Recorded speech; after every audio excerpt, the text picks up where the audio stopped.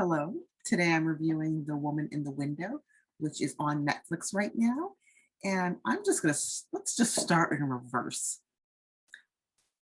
This movie was decent, decent until the last 40 minutes. The last act of this movie is just okay. We'll get into it. So, The Woman in the Window is a psychological thriller that is on Netflix right now. It was supposed to premiere in May of 2020, but obviously, due to what's going on in the world, delayed and moved and pushed over to Netflix. The movie stars Amy Adams as the lead character, as Dr. Anna Fox. She's a agoraphobic psychologist who's like trapped in her, she can't leave her house because of the agoraphobia. And she happens to spy on her neighbors. That's like her hobby. That's what she does. And her neighbors are played by Gary Oldman and Julianne Moore and Jennifer Jason Leigh and a newcomer, Fred Heshinger. Um, and then she has a tenant as well that lives, obviously on the ground floor, played by Wyatt Russell. And then the film is rounded out by Anthony Mackie, Brian Tyree Henry, and Tracy Letts, who plays her psychiatrist.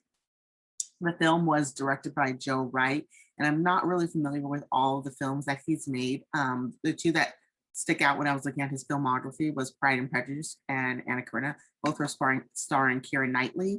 I've seen Anna Karenina, and I like the way it was directed and the art direction to it. It looked like it was on a sound stage, and they would move the set pieces around the actors. So bring that up because in this movie, I can see how some of that played into the direction of this film.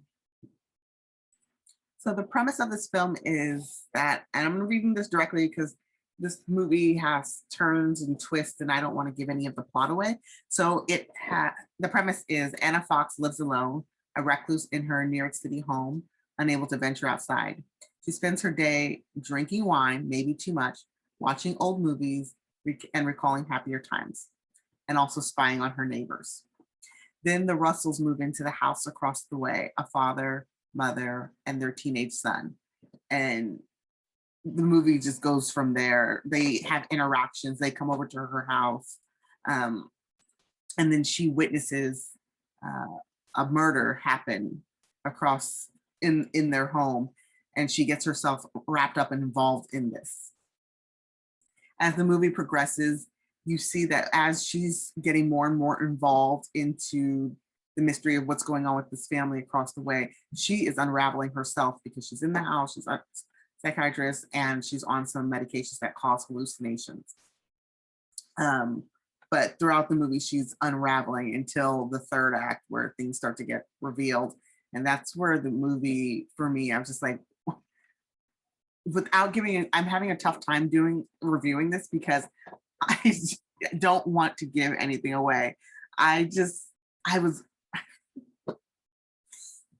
is the last part. I'll just go watch the last 40 minutes of this film.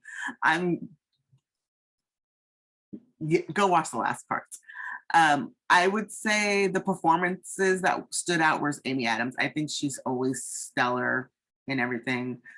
She's one of my favorite actresses. I know if I see her in something, she's probably going to at least be decent in it. I thought Gary Oldman was pretty cool, pretty good in it.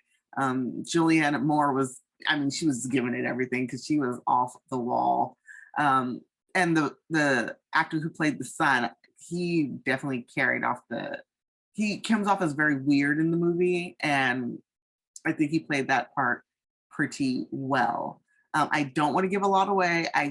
So I'm just going to go ahead and skip and just say like what my rating would be. I would give it probably 3 out of 5 stars if we can give a rating. Like it's average. If I would have saw it in a movie theater, I would have been like, I couldn't watch that at home. So I'm thankful that it is on Netflix right now. And if you have Netflix, you can stream it, play it on the background. You probably want to have a glass of wine, sit back, watch it. Don't take it too seriously. It's a suspense movie. It's enough to get you going, but afterwards you're kind of not, you're like, oh, okay, that's what happened. Okay. and I can just go about my day. There's nothing groundbreaking as far as like direction, acting in it. It's just a film like you just watch, and then you just go about your day. So that is my review for The Woman in the Window. I'm sorry that couldn't give you enough information on this one because it wasn't really like all that. It was fine. It was okay. It was passing, but check it out for yourself if it seems like it's something that you're into. If you're into that, like I feel like this is like a housewife mom psychological thriller. Not to insult moms or anything, but that's what I'm getting at. So until next time, take care of yourself. Bye now.